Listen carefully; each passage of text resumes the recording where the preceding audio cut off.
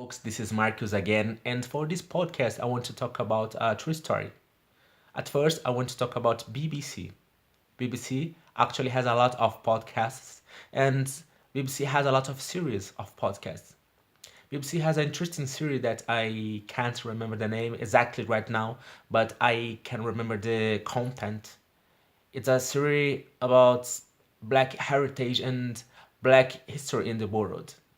I listened to two podcasts, two of them, but there are much more. And I listened to just two. One of them, the first one that I listened, it's named Roots. There is one TV show, an American TV show named Roots, and in the future I will talk about it. And the second one that I listened, it's named Clarence Adams, and I'm going to talk about it right now. Clarence Adams was an black American soldier. Clarence Adams was born in 1947. His mom was a single mother, and it in that time was a shame for the society. So his mom decided to take him to his grandparents' house, and he grew up there. Then, after some time, he went to live with his mother, but his mother got married with another man, and they together had more kids. And Clarence couldn't call his mother like mom. True story. And Clarence Adams had a lot of conflicts with his stepfather. In the next year, until Clarence Adams was a teenager, about 18 years old, Clarence Adams had a huge struggle, a huge argument, a huge fighting with his stepfather, and after that, Adams decided to join army. And Adams went to the war in North Korea.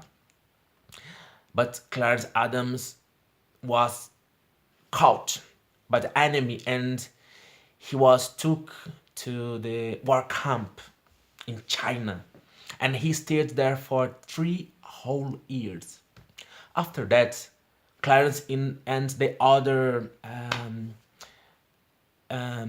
guys from America, the other soldiers, uh, were told that if they want to go back to America, they could.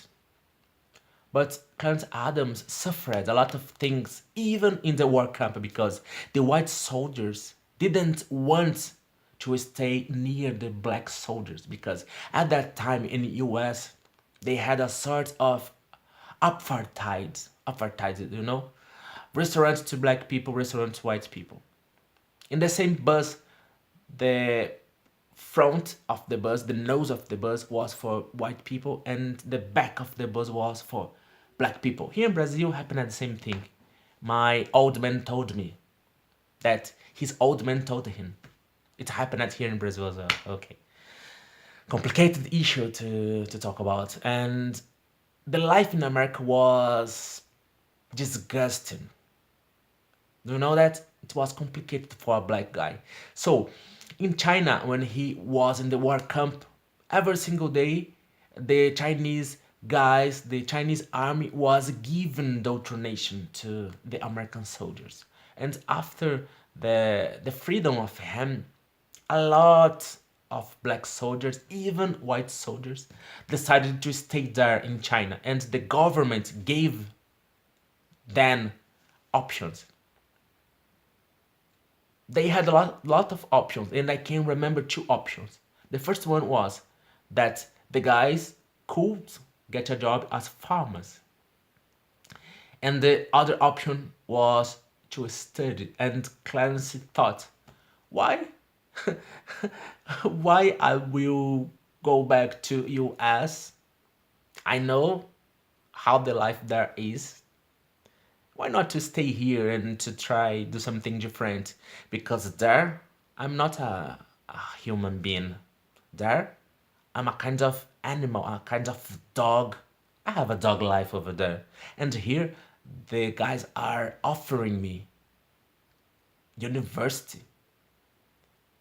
They are offering me a new idiom. So Clarence went to learn Chinese for 1.5 years. Then Clarence went to the university. He decided to study politics, international politics. And he met a Chinese girl. They got married and they have a kid, a girl. And after that, they had a son. And Clarence Adams stayed there for 12 years. Clarence Adams had a chauffeur.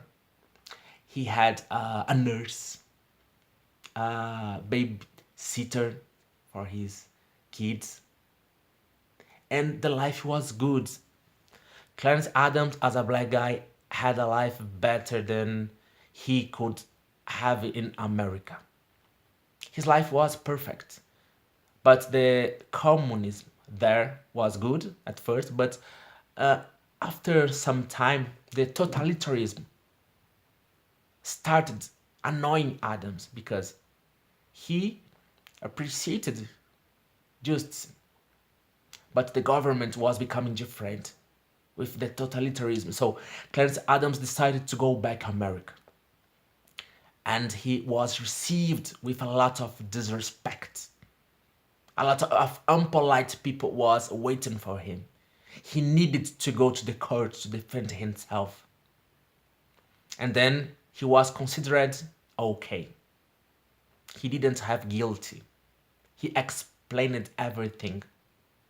And after that, he tried to get a job, but the only job that he could get was a delivery boy. A man with a master's degree could only get a job as a delivery boy. But he worked pretty hard. He was there back in America with his wife and with two kids, and he was working as a delivery boy, receiving a payment really, really small. Few dollars. It's a complicated issue. But he worked pretty hard every single day, 12 hours a day, 13 hours every single day. He could join a lot of money at that time. And he opened a Chinese fast food with his wife. And then they opened other units, other franchising, it was a kind of franchising. They opened other one and other one and other one. It became really famous. And people finally started respecting the family.